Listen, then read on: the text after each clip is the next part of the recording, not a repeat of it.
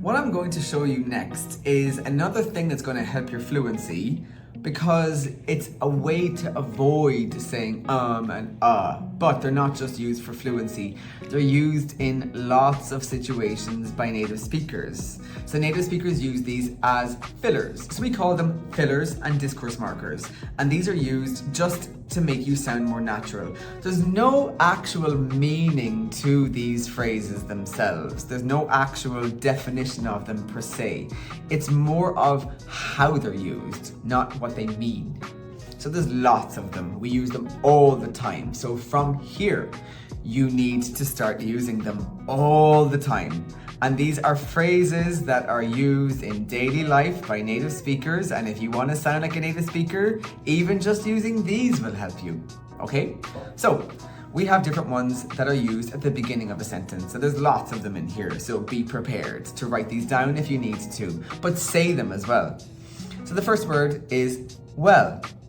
Now, I tell this to my students all the time, and you don't just say it like well. We do sometimes, but you stretch it for a long way, like elongation. Well. So it also depends on what you're trying to say. So what the word well is used for is more of when you're just telling a story, but it also depends on your intonation. So if you're going to tell something interesting, if someone says to you, how was the party? And you say, well, like that. So it's like, well, when it's interesting. Okay, so when it's interesting, you kind of put your voice up. It's like down and up. So it's like, well, like a roller coaster when it goes down and up. Well, okay, so when you're telling something, anything interesting, or if you've got plans and your friends ask you what are your plans and you say, well, I'm doing this. It's also used when you're going to tell something negative. So let's say you went to a restaurant and the food was not good, or if you went to a movie and it wasn't good and someone says to you, how was the movie? How was the restaurant? And you're going to start with something negative. You're going to say, well, okay, so it has to go down, and make sure you don't smile when you do this because it's not good, because lots of people smile. They go, well, like that when they're practicing it. But don't smile because it's not something good. And if you want to, you can, but it's going to be weird a little bit. But you could say, well, the restaurant was okay, but the service was terrible. You know, if you're going to say, let's say a movie, how was the movie? Well, it was okay, but it wasn't the best movie I've ever seen. So when there's something negative, you always say, well, okay. Now, when you're telling something really exciting, or let's say you've got big news, if someone says, how was the interview? You say, well, and you're going to tell them something exciting, like, well, I think I really got the job. If someone says, what happened at the party? And something crazy happened, and you say, well, let me tell you. So something really interesting or exciting, like, well, okay, that's what we do.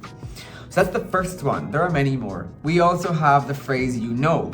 Now, you know can be used in any situation. It can be used at the beginning of a sentence, in the middle of a sentence, at the end of a sentence. It's just a filler. It's also used to sound less direct. Can I just show you something? See how I said it's also used to, that's elongation, just like I taught in the last video. So use it, just like I have. I'm not even trying to use it, I just use it. So, next, what we say is, you know. And it doesn't actually mean that you actually know. It's just a filler. So if someone says, how are you feeling? And you say, I'm tired, I want to go home. Compare that to, you know, I'm tired.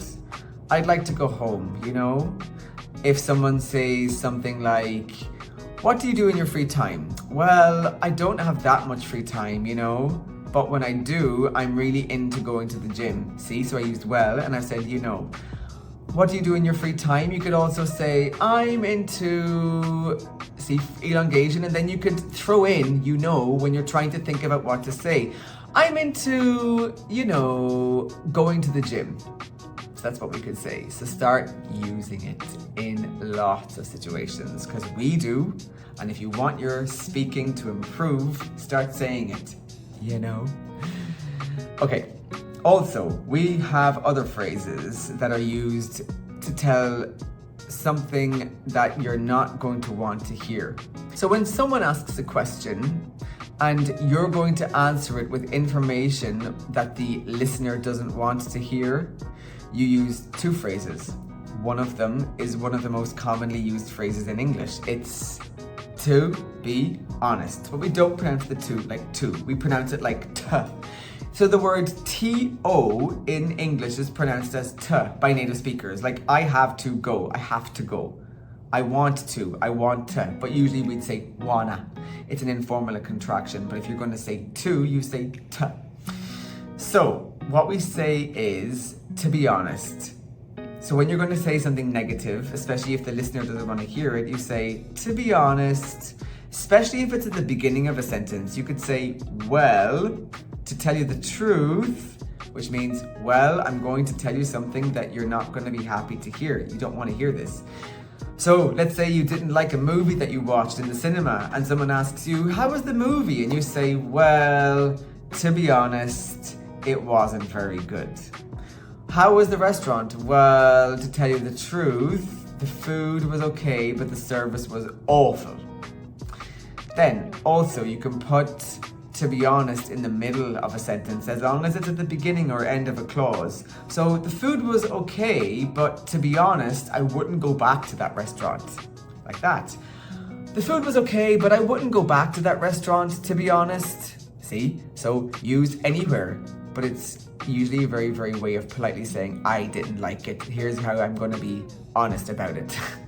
So then also, well, to tell you the truth. See how I said to tell you, to tell you. Well, to tell you the truth goes at the beginning of a sentence only. So, well, to tell you the truth, I'm not really keen on fish. So someone says, let's go to a fish restaurant. Well, to tell you the truth, I'm not so keen on fish. Compare that to, I don't like fish. It's very, very direct. And it's just like, very like, wow, okay, abrupt. Like, okay, you don't like fish. Just, I don't like fish. So, but, well, to be honest, I'm not so into fish. So that would be another way of saying it. Another filler we can use is when you don't want to speak about a lot of things when you're giving a list of examples or different information. Especially when the listener understands what you're talking about.